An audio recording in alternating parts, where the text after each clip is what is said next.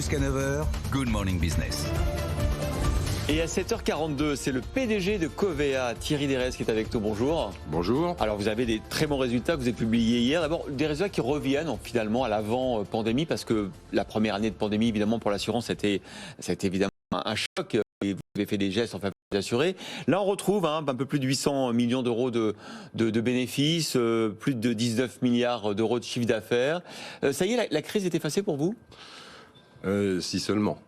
Bon, d'abord, vous l'avez souligné, le résultat revient au niveau qui était le niveau d'avant-crise, pour spécifier que 2020 a été une année totalement atypique.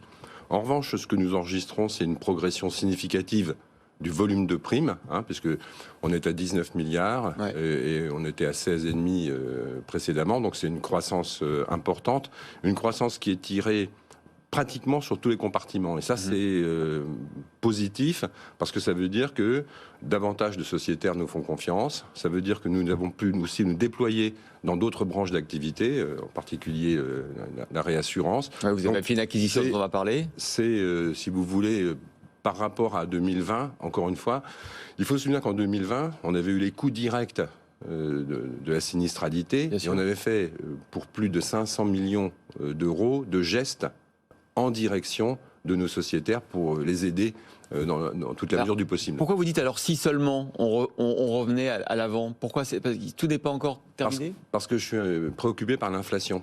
Je pense que tous les événements qu'on a, y compris d'ailleurs la guerre, avec les incidences que la guerre peut avoir sur l'approvisionnement énergétique, en matériaux, en matières premières. Bon. Ça veut dire que vous êtes obligé de répercuter ça dans les primes d'assurance ? C'est pas tellement qu'on répercute, si vous voulez, c'est qu'on enregistre déjà des demandes et des retards, par exemple sur les chantiers de réparation des maisons. Si les entreprises ne peuvent pas avoir accès aux matériaux, il est très difficile, évidemment, de tenir les délais. Bien sûr. Or, pendant les délais, évidemment, nous continuons à servir nos prestations. Imaginons le cas d'une personne qui est relogée. On ne va pas lui dire, écoutez, on vous a relogé pour 2 mois, les travaux durent plus longtemps, etc., etc. Donc, il y a un enchérissement qui est lié à ces notions-là. Et donc, l'inflation est aussi pour nous un grand sujet de préoccupation. Par exemple, pour faire une illustration rapide, n'oublions pas que nous touchons nos primes à l'instant T et que nous payons les sinistres plus tard. Entre-temps, l'inflation a couru. Et donc, on touche des primes sans inflation et on paye avec inflation. Donc, c'est en ça que je dis, la crise est derrière nous. Voilà. La crise a eu un autre effet dans vos chiffres, c'est une collecte négative en assurance vie. C'est une conséquence directe de la crise sanitaire. Pourquoi les Français s'en sont détournés et comment les ramener à ce produit ? Alors, c'est un tout petit peu plus compliqué. C'est que nous avons une démarche volontaire collectée de façon massive en euros. Il y a 2 grands compartiments. Les fonds en euros, effectivement. Les fonds en euros et les fonds qu'on appelle en UC, unité de compte. Bon. Aujourd'hui, les fonds en euros sont très tributaires du rendement des obligations d'État. Donc nous n'avons pas une politique de souscription qui mette l'accent sur les fonds en euros. Parce que vous trouvez que c'est pas rendre service à vos sociétaires, que c'est pas des bons placements ? Si, c'est un bon placement, mais il faut savoir ce que l'on veut. Si vous voulez. Donc, le fonds en euros, il est parfaitement adapté pour les personnes qui ont un besoin de sécurité absolue. Je rappelle que le fonds en euros, il est garanti. Il est garanti dans son montant, le capital, mais également l'effet cliquet des intérêts qui ont été accumulés au cours des années. Ce qui n'est pas le cas avec des variantes pour les unités de compte. Donc c'est 2 profils de clientèle qui sont différents. Donc nous, on a souhaité ne pas mettre l'accent sur un développement sur les contrats en euros, en revanche, le mettre sur les contrats en UC. Maintenant, le poids de l'histoire fait qu'on a beaucoup plus de contrats en euros en termes de provision mathématique, et donc vous avez cet effet de collecte négative qui, encore une fois, est totalement assumé. Donc c'est pas, par rapport à votre question, c'est pas directement lié à la crise, c'est lié à la situation des taux d'intérêt et à une politique volontaire de ne pas diluer la capacité de générer du rendement pour nos sociétaires. Alors Covea, je rappelle, c'est la MAF, MMA, GMF, voilà, assurance mutualiste. Et pourtant, donc il y a 4 jours, l'association pour la sauvegarde des principes mutualistes a porté plainte contre vous pour pratiques commerciales trompeuses, escroquerie, abus de confiance. Elle dit que vous n'êtes plus mutualiste parce que vous avez des investissements dans des sociétés privées et parce que vous avez aussi êtes en train de racheter un réassureur. Écoutez, je ne fait que constater que la politique qui est menée est la même que celle que mène depuis des décennies, par exemple le Crédit Agricole qui a acheté le Crédit Lyonnais, que Groupama qui a acheté le GAN, que plus récemment la Massif qui a acheté Aviva, et que encore plus récemment ce matin, j'ai vu sur vos bandeaux que le Crédit Agricole prenait une participation significative dans une banque italienne. Ouais. C'est tout. Ouais. Voilà. Ça ne changera pas la manière ça ne changera pas la gouvernance de Covea. Non. Je rappelle surtout que la gouvernance de Covea, elle est suivie par notre autorité de contrôle et que toutes les opérations qui ont été faites sont évidemment soumises et recueillent l'assentiment de l'autorité de contrôle. Voilà. On rappelle le rachat donc de ce réassureur Partner Re. Oui, ça, rachat à 9,15 milliards de dollars. L'opération sera finalisée quand, concrètement ?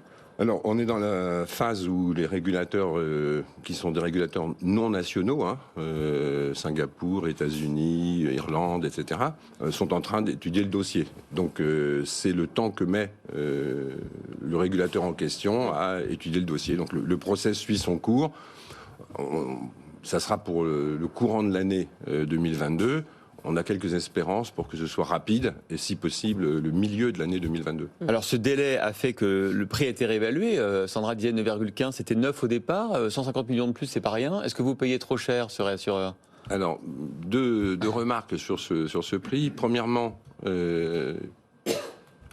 l'adjonction de 150 millions au prix, c'est parce que Partner, entre-temps, a généré presque 450 millions de fonds propres supplémentaires. Ouais. Donc c'est un ajustement par rapport à la valeur de Partner.